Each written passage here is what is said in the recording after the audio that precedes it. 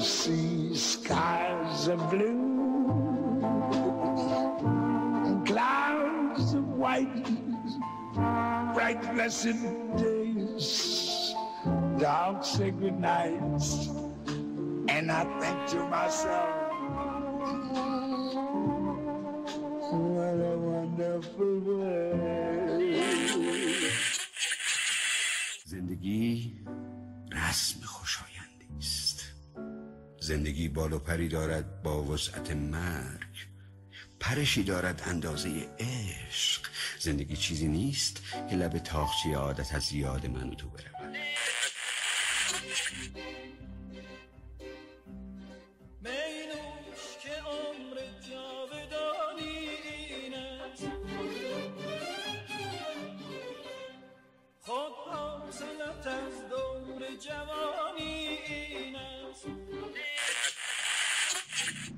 بد دردی آقای دکتر، بد دردیه ولی از پیری بدترش هم هست، اون مرگه.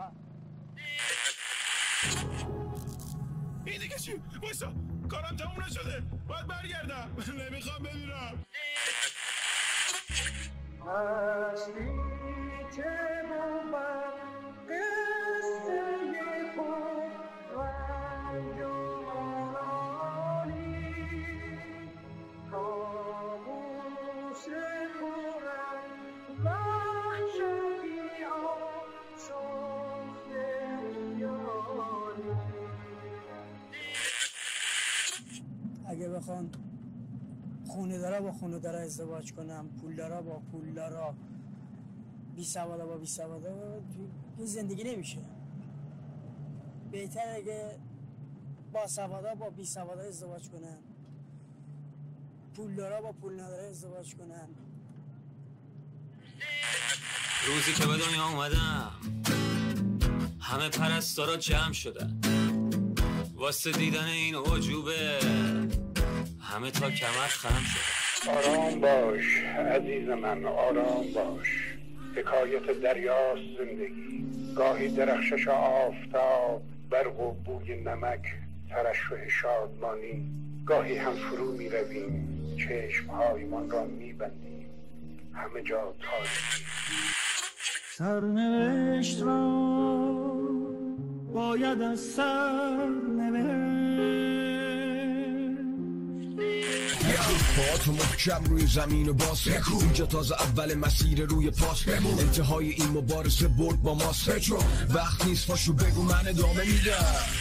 درود، من شیرین صمدی هستم و شما شنونده ششمین اپیزود از پادکست گفتگوی شیرین هستید با عنوان ایکیگای یا معنای زندگی.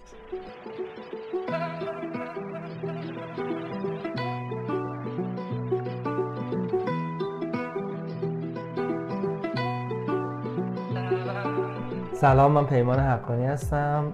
خوشبختم که در خدمتتونم. تو خونه 2 مهمون درجه 1 داریم.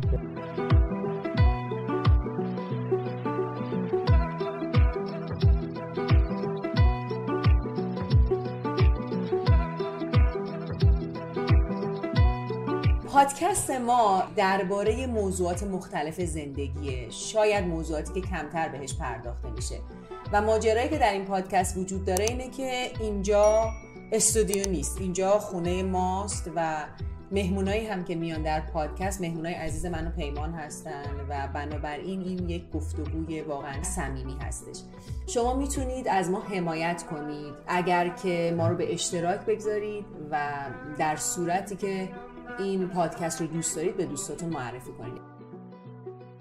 امروز 2 مهمون خیلی خیلی باحال داریم و فکر میکنم گفتگوی جذابی باهاشون داشته باشیم. محمد لقمانیان عزیز، نمایشگر عروسکی، و سروش صلواتیان عزیز، فعال اجتماعی.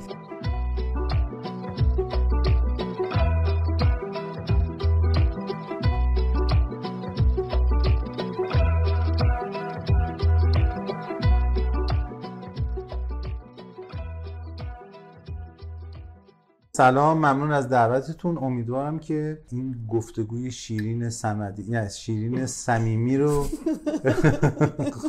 و خوبی داشته باشیم. بله، آدم گوش بدن کیفش رو ببرن. میبینن آدما هم گوش میدن هم میبینن. آره ما در واقع هم توی یوتیوب بارگذاری میکنیم هم در کست باکس. درست. سلام، خیلی خوشحالم که اینجام، خیلی خوشحالم که تهران بودم، تونستم دعوت شما رو قبول کنم و باشم کنار شما، کنار محمد و امیدوارم که حرفامون به درد آدمو بخوره. شاید یه نور کوچولویی تو دل یه سری از آدم روشن کنه، شاید به یه سری آدم انگیزه بده که تو این زندگی سخت و مسیر سخت قدم بذارن، چون قدم اولش خیلی سخته. من میخواستم اینجوری شروع کنم که در واقع داشتیم با شیرین صحبت میکردیم. من بلد نیستم فالوور بگیرم. من فیلمسازم، خیلی سال فیلم ساختم، خیلی سالها توی سینماتیک قلهک فیلم نشون دادم، ولی در مجموع در بهترین حالت 4-5 هزار تا فالوور گرفتم. الانم که پیجمو زدن 700-800 تاست. شما همتون 100,000 تایی و 200 کیس 400 کیس. به هر حال من از اوناییم که اصلا بلد نیستم و شاید برام شاید مهمم نبوده. حالا یه تایمی برام مهم بود ولی یه جایی بعد دیگه رهاش کردم که اصلا مخاطبی داشته باشم. کار خودمو میکنم با دوربین کج، با استوریای وقت و بی وقت و نمیدونم چه جوری میشه که به 100K 200K و 400K رسید. خواهی خیلی مهم نیست، چون شما با هر متریالی از نظر من دنبال به دست آوردن مخاطب نبودید و اصلا شاید کارتون باعث شده که حرف زیاد زدم. نه به بچه‌ها بگم همسایه‌شون صدای موسیقی برده بالا. فکر کنم بعد از گفتگوی شیرین یه مهمونی شیرین یه مهمونی شیرین هم همسایه بغل.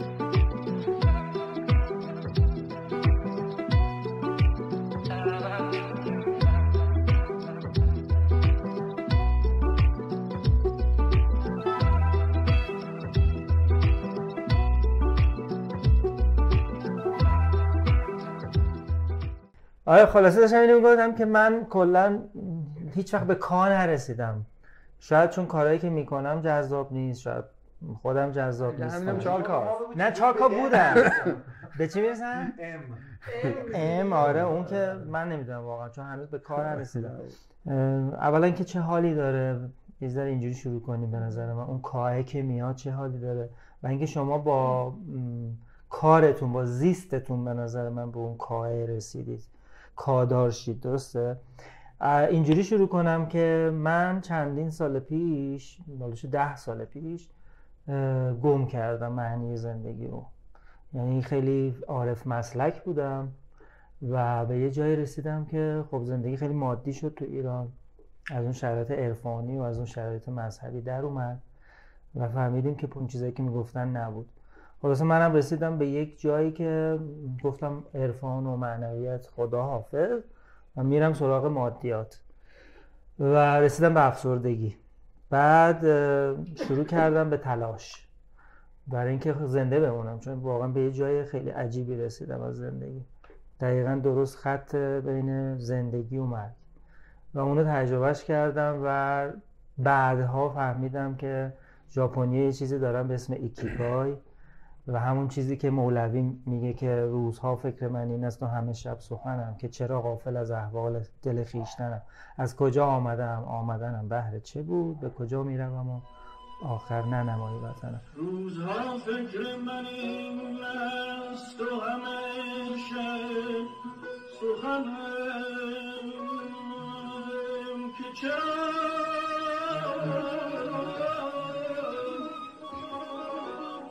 غافل از احوال دل خویشتن.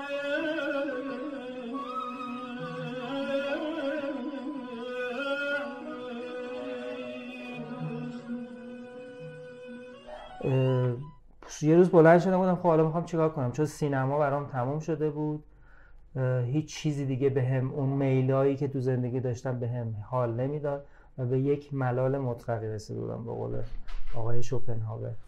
چیزی که برام خیلی جالبه تو زندگیتون شما دو نفر اینی که شما از نظر من با شیرینم صحبت کردم، گفتم دوست دارم امروز راجع به این حرف بزنیم که از نظر من شما دو تا این ایکیگای رو پیدا کردید، این معنای زندگی که صبح براش بلند میشید و پیدا کردید و خیلی اینم که بچه هست و خیلی برام جالبه که راجع به این امروز، یعنی خودم دوستم از این زاویه حرف بزنیم.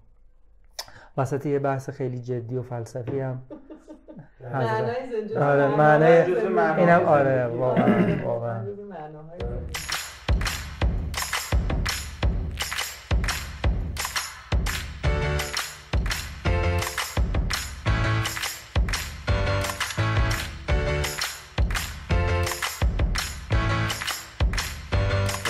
فکر کنم به دست آوردنش خیلی سخت نیست. معنای زندگی؟ نه اون کیه. اون کیه. آره کیه به دست آوردنش خیلی سخت نیست، ولی چجوری به دست آوردنش سختش میکنه. چون خب دیگه حالا هممون دیدیم دیگه تو اینستاگرام به اندازه‌های مختلف پسرایی که روسری سرشون میکنن، آدمایی که سعی میکنن لومپن باشن. این که ورزش میکنید این خیلی خوبه، اما اینکه فاز مدل میگیرین این واقعا دیگه اصلا خوب نیست. اگه گوچی و دولچ و لوی ویتون بدونن تو ایران این همه مدل خفن دارن، مطمئنا استعفا میدن. این سه تا کارا نکن. گل منو اذیت نکنید، چشاشو تر نکنید، بعد من میگید که سمتش نیاد، ریشاشو خوش نکنید. آدمایی که سعی میکنن حتی خودشون لومپن نیستن ولی سعی میکنن ادای لومپنا رو در بیارن. چون متاسفانه واقعیتی که وجود داره اینه که نه فقط ایران، اصلا جهان اینجوریه. یعنی ساده ترین مثالش اینه که خانواده کارداشیان هر کدومشون 700-800 میلیون مخاطب دارن و ناسا با این تلسکوپ جدیدی که فرستاد عکسای خوشگل داره میگیره از چند میلیون سال نوری جلوتر تازه شده 100 میلیون فالوور. پس این همه آدم و این همه منجم و این همه دانشمند و این همه علم و این همه میلیاردها دلار سرمایه که برای این علم داره صرف میشه به اندازه بدن 2-3 تا خواهر ارزش نداره واقعا از نظر دنیای مخاطب. پس خیلی مهم نیست تعدادش فکر کنم، چون میگم مثال خوبیه دیگه، این حداقل برای راضی کردن داره خودمون. کیفیتش خیلی مهمتره. آره چه جوری به دست آوردنش خیلی مهمتره. مثل پول در آوردن دیگه، پول در آوردن همه جور میشه آدم پول در بیاره دیگه، ولی اون پولی که به آدم بخواد کیف بده اون پول تمیزه است که سخت‌تر هم هست. همیشه اون پول کثیفه آسان‌تره در آوردنش.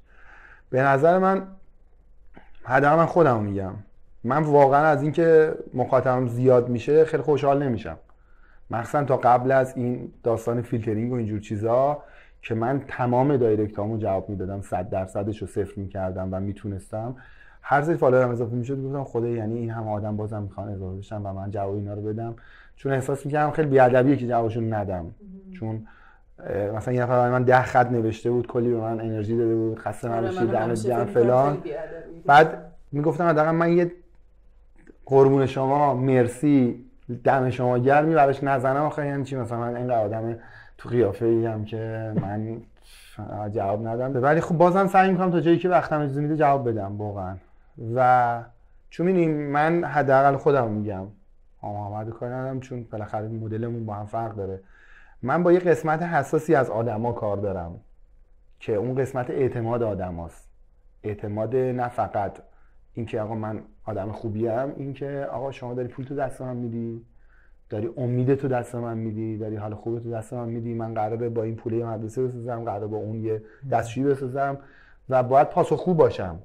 یعنی پاسخگو بودن خودش بخشی از این جواب دادن دایرکت است، این اعتماد است.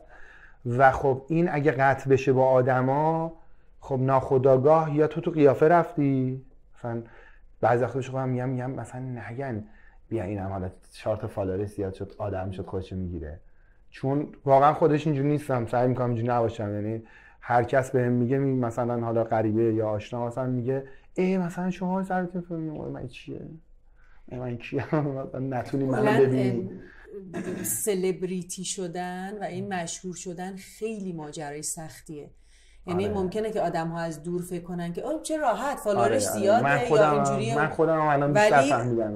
ولی واقعیت اینه که حالا اون آدم‌هایی که من میشناسم یا خودم حالا یه بخش خیلی کمیشو تجربه کردم، آدم‌ها انتظار دارن تو همیشه حالت خوب باشه، آدم‌ها انتظار دارن تو همیشه هرگز اشتباهی نکنی، همیشه مگه میشه؟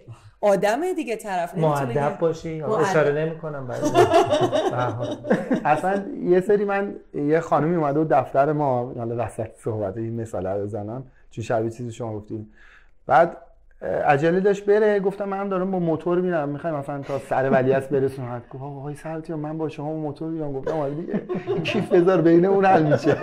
ولی خانم خوشگله بوده. آره خودش یادم نیست نه خیلی هر حال ببین من مجردم، من وارد این داستان هر حال آدمایی هم هستن که از شهرت سوء استفاده میکنن. حالا اشاره به جای خدایی من بودم میرسوندی؟ آره به خدا واقعا به جون خودم پس اوکی. سوار کردم محمد چی؟ محمد اما محمد جا نمیشه چون موتور من گوچیده.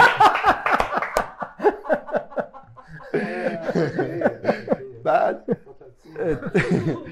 خط ویژه تخت اتوبوس من برعکس رفتم، خط ویژه طالقانی رو برعکس رفتم.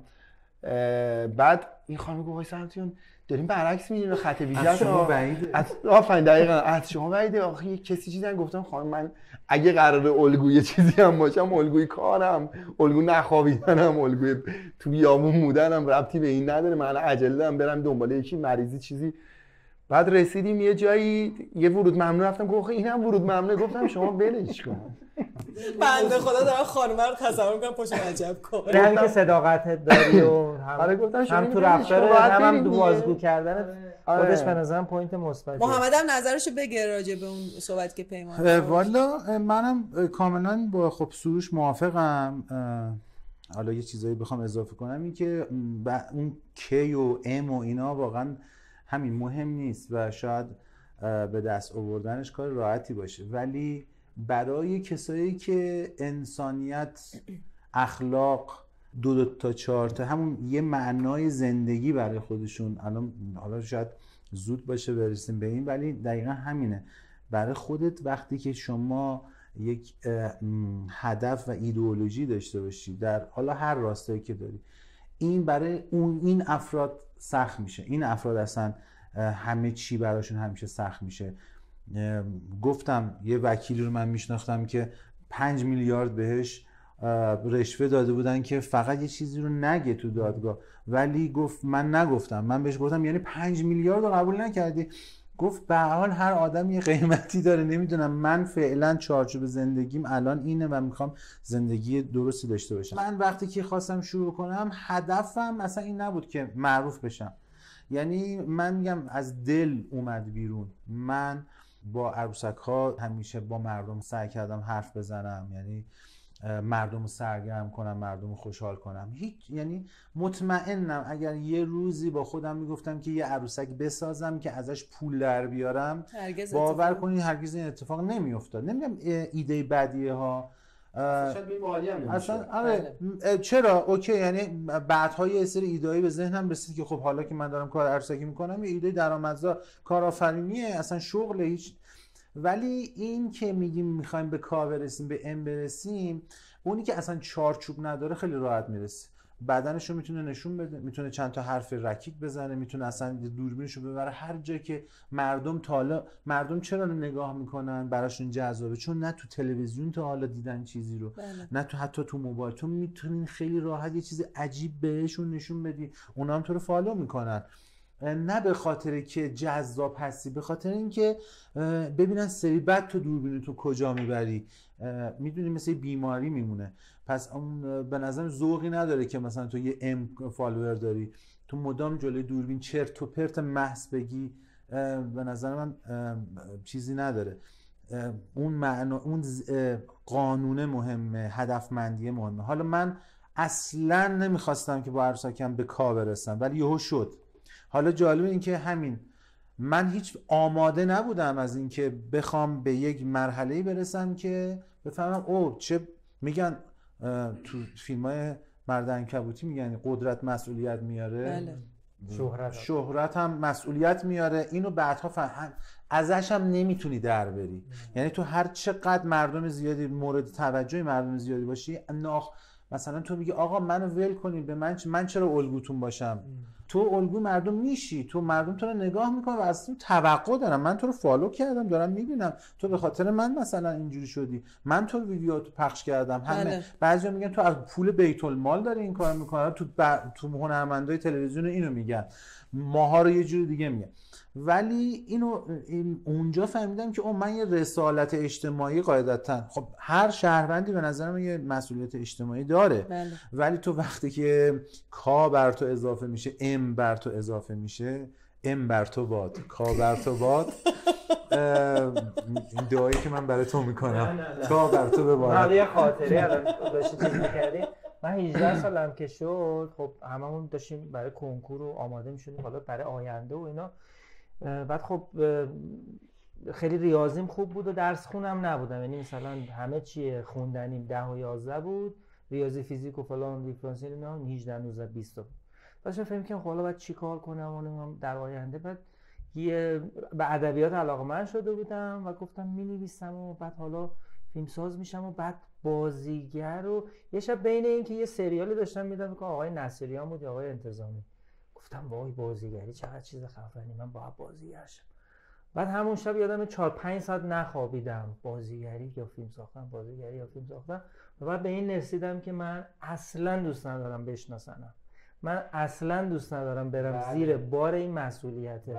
و شاید خیلی وقتا یه کارایی میکنم که اتفاقا، یعنی احتمالا ناخودآگاه این کار میکنه که دیده نشم، که بر ضد خودم عمل کنم. و خیلی وقتا بر ضد خودم عمل کردم، تو جشنواره‌ها یه حرفایی زدم که مثلا آدم نچسبی به نظر برسم.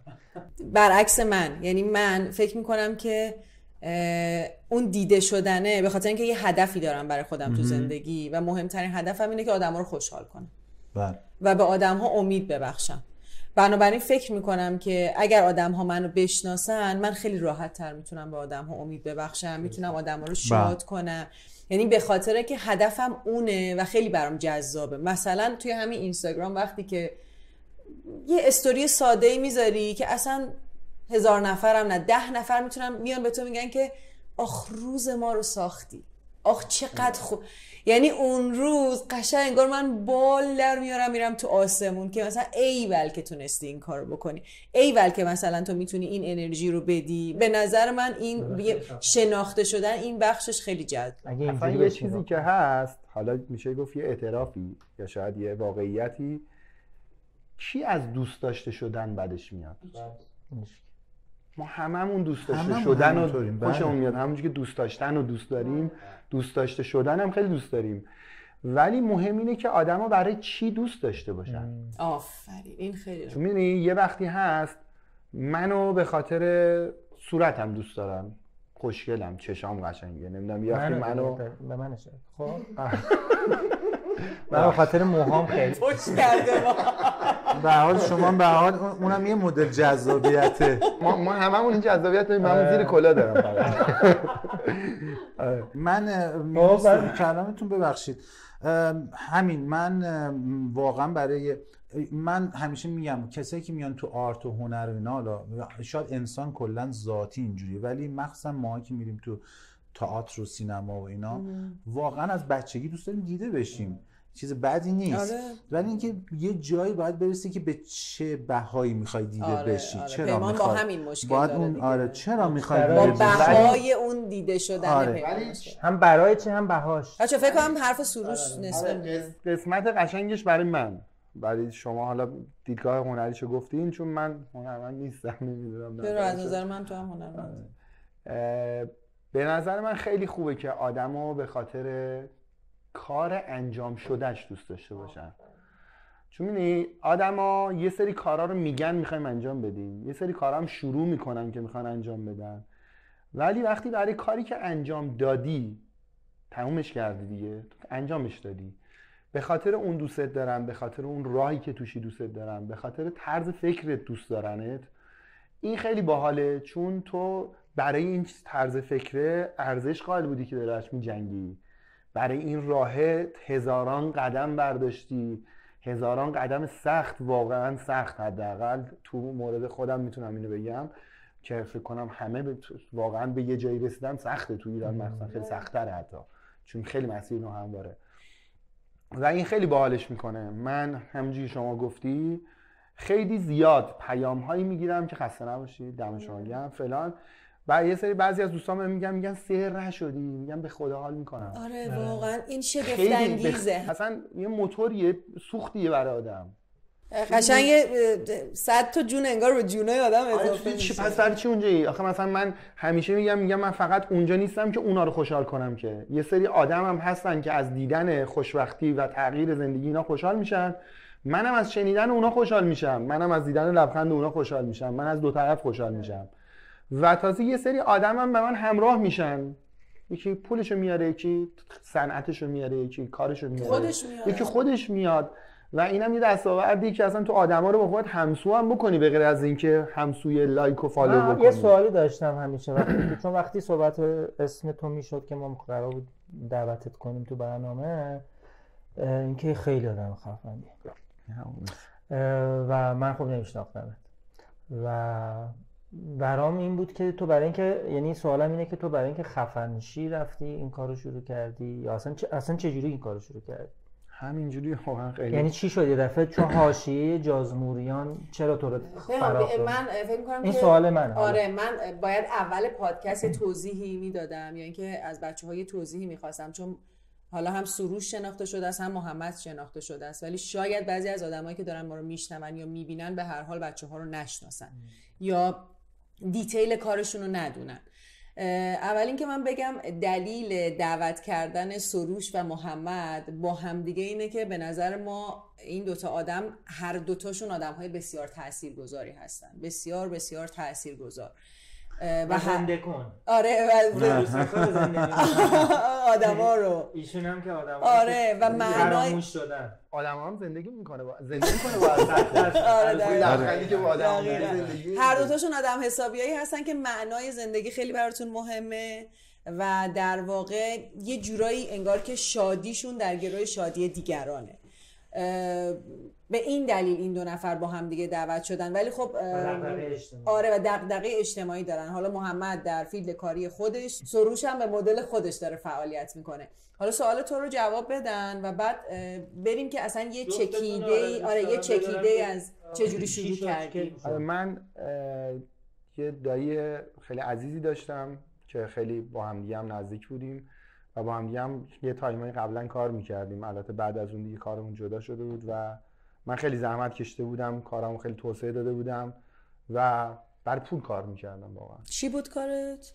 من توی اولش مسافرکشی میکردم، بعد توی مسافرخونه کره‌ای کار میکردم، مسافر میرفتم با این کاغذ از فرودگاه میآوردم، بعد مسئول خرید اون مسافرخونه شدم، مسافر گست هاوس کره‌ای بود و هی رشد کردم توش دیگه. بعد مسئول رستوران شدم، بعد با کره‌ای‌ها شروع کردم بیزنس کردن و کار کردن و دستگاه فروختن و اینا. سعی می‌کردم تمیز کار کنم باشون، چون برای اونها یه سری چیزا تعهد بود، سر موقع بودن، خوشقول بودن و یه سری تعهدات اخلاقی که حالا تو بیزنس اونا بود و من به عنوان مسابقهشون رعایت می‌کردم، به عنوان مسئول خریدم رعایت می‌کردم و اینجوری خیلی زیاد کار کردن هم براشون خیلی جذاب بود، چون اونا خیلی معروفن به زیاد کار کردن. من از اون بیشتر کار می‌کردم. نه بابا روزی 18 ساعت کار می‌کنم. آره من معمولاً 6 صبح شروع می‌کنم و تا مثلا 12 شب کار می‌کنم. حالا بیدارم یه کاری می‌کنم، کم می‌خوابم کلا. و خب خیلی پیشرفت کرده بودم، خیلی خوب پول در می‌آوردم، خیلی خوب بود وضعیت همه جورش. و این وسط دایی من یه اتفاق خیلی بدی براش افتاد. دایی من از پشت بون بیمارستان آتی سقوط کرد.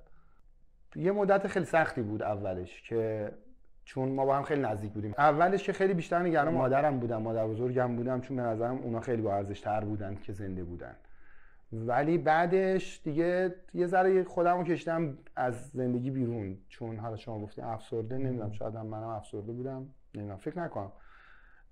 با کار خودمو جمع کرده بودم، ولی دیگه کم کم احساس میکردم این کاره که من الان ماشین اینو میخواستم بخرم. من مثلا یه جعبه داشتم، دیشب داشتم من دوستم تعریف میکردم، ساعتایی که دوست داشتم اسمشو مینوشتم کفش، دلار لول میکردم میذاشتم جاهاش، جمع میکردم، مثلا این ساعت رو میخریدم. حالا اینجوری بود فکرم. قانون جذب. آره خیلی هدفمند، خیلی هدفمند و خیلی جدی، خیلی چیزای مثلا حالا گرونه بی جهت، الان به نظرم بی جهت و دیگه اصلا حال نمیداد دیگه واقعا خیلی، چون به نظرم میدونستم ممکنه هر وقت بمیریم ولی نه اینقدر راحت، چون دایی من بوکسور بود، ما با هم باشگاه میرفتیم، من میگم مربی منه، اینقدر بدنش خوب بود، با وجودی که مثلا متولد 52 بود دایی من، 92 فوت کرده بود. مرسی. و دیگه هی کم کم شل کردم، کارو شل کردم، رفتم یه مدت کیش، هم باز کار میکردم، هم زندگی میکردم، هم قواسی میکردم، این کارا. دیگه تصمیم گرفتم برم از ایران. تصمیم گرفتم از ایران برم. هر کس هم بهم گفت کجا می‌خوایم بریم، گفتم می‌خوام برم مکزیک. میگفتم آقا مکزیک کجاست؟ گفتم مثلا نمی‌دونم کجاست، برنامه‌ام براش نداشتم، دوستی هم مکزیک نداشتم. چرا حالا مکزیک؟ گفتم میرم یه جای باحالیه که اگه خیلی هم فشار اومد بهم سر می‌خورم میرم تا آمریکا دیگه، نزدیکه درش. فرار می‌کنم از مرز. روزی برای کار، کاری برای تخت، تختی برای خواب، خوابی برای جان،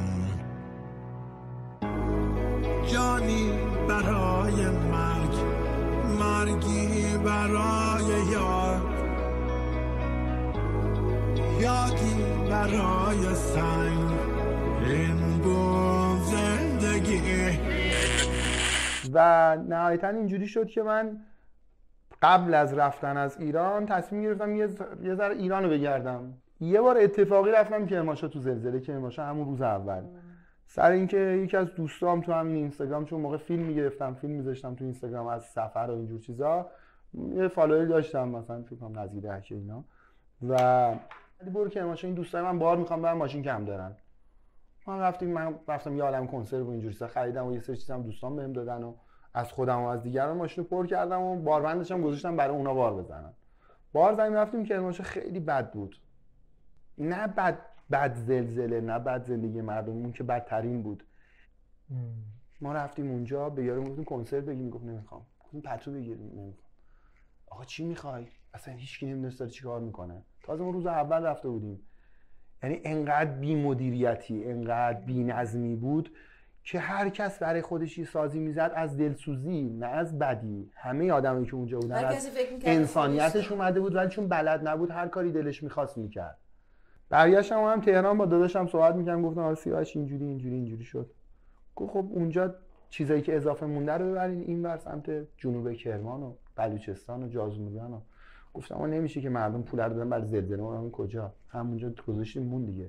گفتم مگه اونجا چجوری؟ گفت اونجا اینجوری. یه پسر شاگرد منه میگه اونجا، چون دانشگاه من دانشگاه درس میده، گفت یه پسر اونجاست، اون بچه اون براست، میگه اینا هم اینجوری ان، یه سریاشون شانسامن، یه سریاشون فلان. گفتم با دروغ میگم، بلوچستان رفتم، چون من قبلش همه ایران تقریبا گشته بودم. یکی دو ماه بلوچستان اصلا مونده بودم، چون من یه سری کارگر داشتم توی کیش که بلوچ بودن و چقدر بچه‌ی خوب بودن، رفته بودم روستاشون 2 هفته مونده بودم اصلا تو روستاشون. ولی میدونی انگار که دیدیم برای مثلا از قدیما یه چیزی میذاشتن اینجای چشاش که این ور اون ور نبینه، انگار منم اونجوری رفته بودم. من فقط داشتم فیلم برداریشو، طبیعتشو، قشنگیاشو میدیدم، این وراشو ندیده بودم. این پسر گفت و داداش من گفت و اینو به من بس کرد و عکس میفرستاد و خدا این چی اینجوریه، نمیشه. چرا واقعیه؟ نه اصلا دروغ میگه. یکی دروغ میگه بابا. اصلا یکی از علتایی که یکی از علتایی که من رفتم، یکی از چند علتی که من رفتم برم ببینم، جدا از کمک کردن، جدا از اینکه پیش خودم گفتم حالا من که یه ذره فالوور دارم، دوربینم دارم، بذار برم یه ذره فیلم بگیرم 4 نفر اینا ببینن. چون یکی از اصلی ترین راههای برطرف شدن یه مشکلی اصلا بیان اون مشکله. و از این طرفم گفتم بذارم پسر دروغ میگه. و خب وقتی رفتم، البته یه ذره دیر راه افتادم، 1-2 ماه طول کشید تا به رفتن برسه، چون این پسر میگه آقا فردا بیا، یه هفته دیگه. و اومدم گفتم بذار یه هشتگ هم درست کنم، کارتی هم گرفتم باز کردم، گفتم بذار اینم مال این، هر چی میاد توش معلوم باشه خلاص. و انقدرم احمقانه تصمیم گرفتم برم که مثلا من با خودم از اینجا به غیر از نخود لوبیا عدس و پودر و فلان اینجوری که رو ماشینم پر کردم، بنزین یه ماشین، مثلا آب میوه با خودم بردم. الان که فکر می‌کنم میگم آخه دیوونه برای چی آب می‌بردی؟ میرفتی همه اینا اونجا می‌خریدی، به چرخ اقتصادی اونجا هم کمک کرده بودی، بیخود این همه 2 تن هم بار نمی‌بردی 1800 کیلومتر اونجا. ولی خب بلد نبودم دیگه. ما داریم تجربه می‌کنیم به اینجا، من دارم تجربه می‌کنم به اینجا رسیدم، تخصصی نداشتم برای این کاره که توشم و همش شاید خیلی خطا هم داشتم تا الان.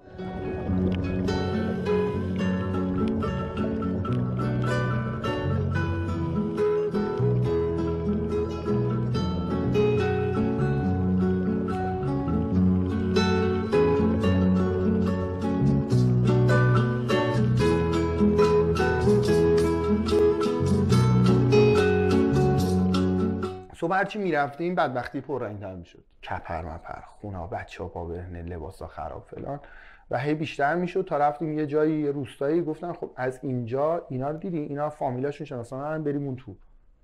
ما رفتیم یه 40-50 دقیقه یه ساعتی یه مسیری که اصلا مسیر نبود، یه ریگ و رمل و مالرو، هیچ رد ماشینی نبود، گهگداری رد موتوری بود.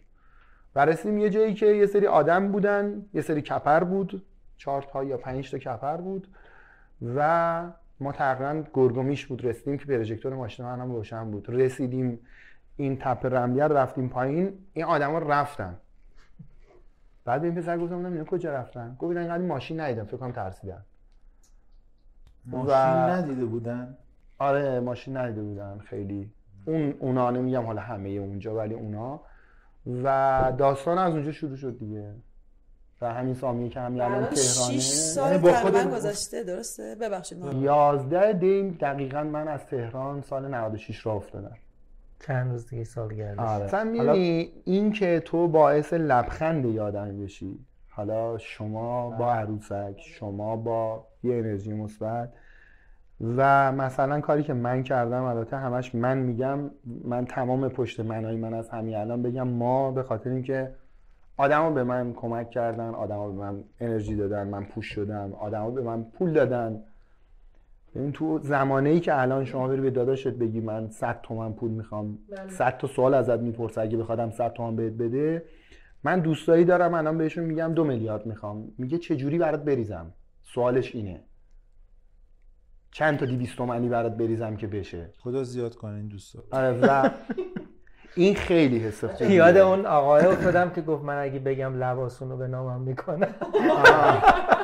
خب من به نظرم محمدم یک آره ببخشید من نه خواهش میکنم، نه راحت باشین. سوال چی بود؟ هیچی گفتم رو کردیم. آره ببین تو که در کلا قرمزی بودی دیگه، درسته؟ آره. حالا برای کسایی که نمیدونن محمد عروسک گردان عروسک فامیل دور، بله، عروسک گردان پشه و این چیزای معروف تره دیگه. حالا آره دیگه، آره نسبت به و صدای بچه فامیل دور که آره. واقعا شگفت انگیز اتفاقا بود. و البته اون چیزی که خیلی ها باهاش تو رو شناختن فکر کنم لقمه بود. آره لقمه شو. آره لقمه چقدر منو دوست داری؟ چقدر منو دوست داری؟ اصلا دوستم داری؟ با تو هم دارم سوال میپرسم، میگم دوستم داری؟ خیلی نامردی، میدونستم دوستم نداشتی. منم میرم یه فکری با حال خودم میکنم، فقط یاد باشه که دوستم نداشتی.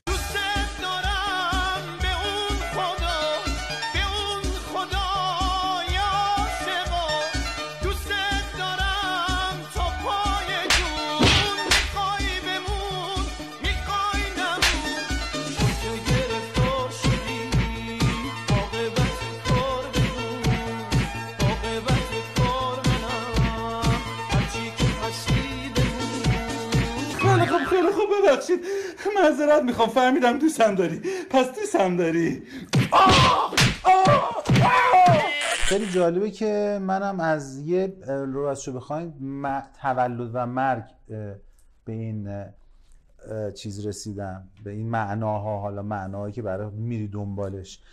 اگه بخوام کوتاه بگم این که من مثلا بچه که بودم خب مدام همش جوک میگفتم، مدام همش بقیه رو دوست داشتم سرگرم کنم اصلا. و اصلا دیدم غیر از این که من بخوام تئاتر هی نقش بازی کنم هیچ چی دیگه ای بلد نیستم. یعنی حتی رفتم پادویی کردم توی دوران نوجوانیم قبل کنکور، توی مغازه رفیقم لباس بسته‌بندی کنم فلان، تا کنم بذارم. دیدم رفیقم گفتش تو این کاره نیستی، برو دنبال همون تئاتر و مسخره بازی که میکنی. خب از نظرم اینا مسخره بازی. آره دقیقاً. آره و اینکه من واقعا دیدم آره هیچی واقعا غیر از اون هیچی تو ذهنم نه. من دوست دارم مردم رو تحت تاثیر قرار بدم واقعا، یا سرگرم کنم یا بیشتر خوشحالشون کنم. من خب وارد دانشگاه شدم، یعنی تئاتر خوندم سال 82 و هدفم همین بود کار تئاتر بکنم. بعد یهو اونجا مثلا فهمیدم که خب من میتونم نمایش عروسکی کار کنم و چه استعداد دارم اصلا، یعنی به عشق بازیگری اومده بودم ولی دیدم همه میگن نه تو باید بری گرایش تو عروسکی انتخاب کن.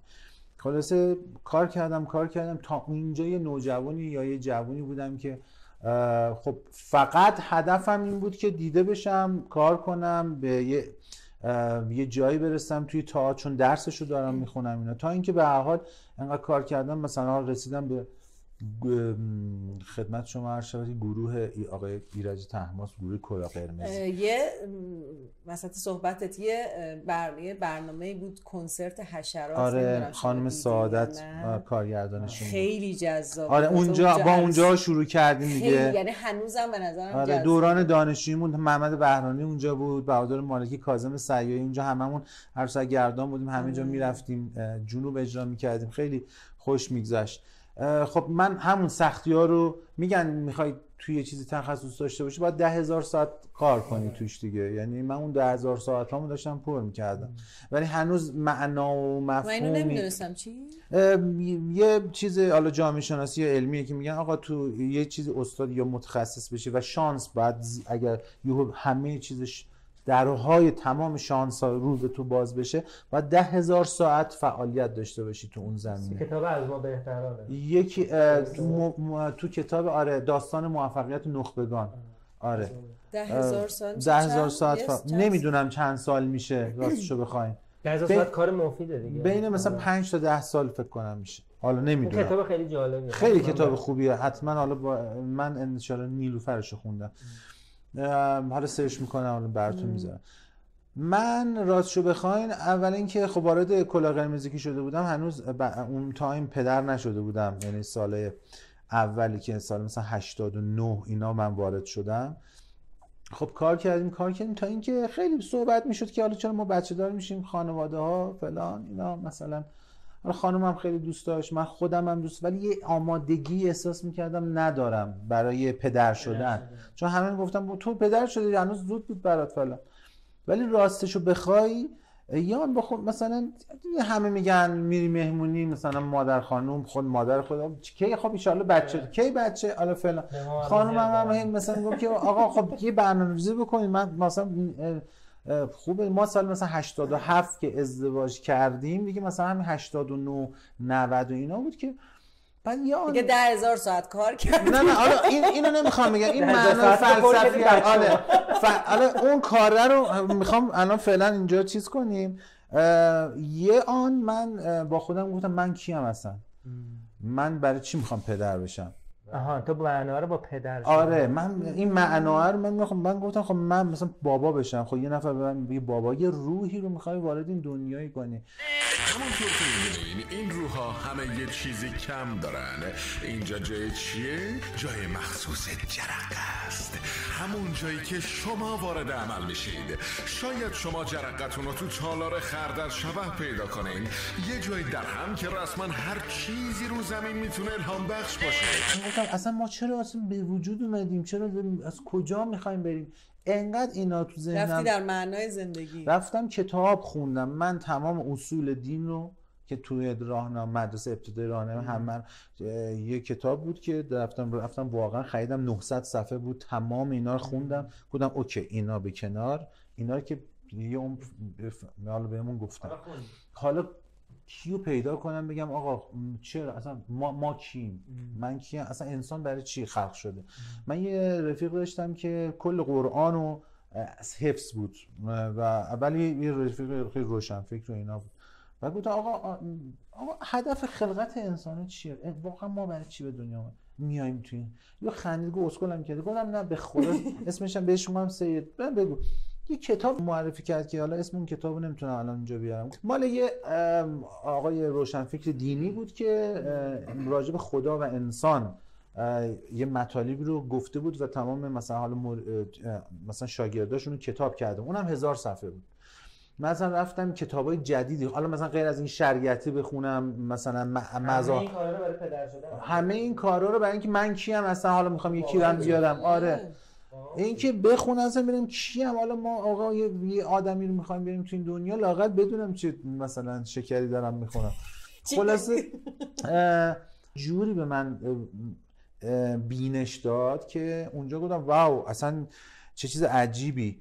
و اینجا بود که یه معنایی من فهمیدم که حالا یه وقتایی بهشت و جهنم هم اونجا فهمیدم که بهشت و جهنم آقا وجود نداره. بهشت زمانی که تو به اون بی‌نهایتی که ما بهش میگیم خدا روحت نزدیکتر باشه، جهنم یعنی دورتر باشی، یعنی هنوز به یه ناخالصی رسیدی که نمیتونه به اون منبع عظیم که تو دنیا حکم فرمایی داره میکنه نزدیک بشی. حالا اینا هم علمی نیست راستشو بخوای، اعتقادیه. یا همین وقتی که تو پدر میشی میفهمی خدا یعنی کی.